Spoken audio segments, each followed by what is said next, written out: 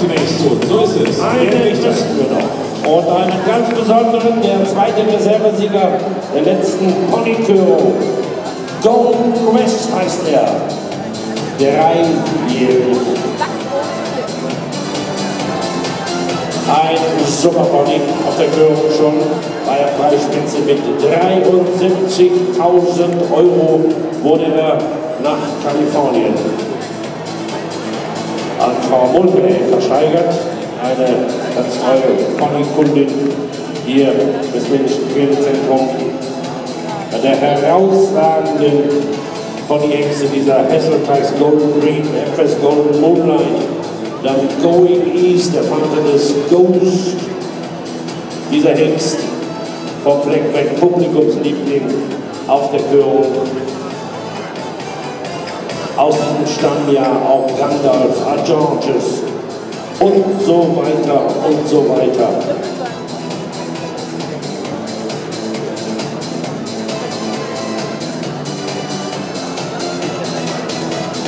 Bei Heiner Roman ist er stationiert, Wiebke Stommel, auch erfolgreiche Championatsreiterin, die schon ganz oft das Bundeschampionat nicht nur bei den Rennponys, auch bei den Rennpferden gewinnen konnte, sitzt im Sattel.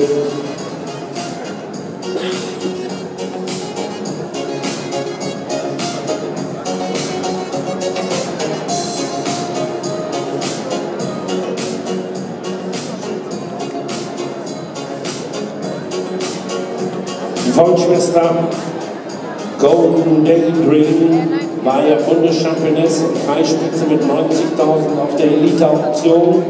Hier nun der Cremello-Hengst. Golden West.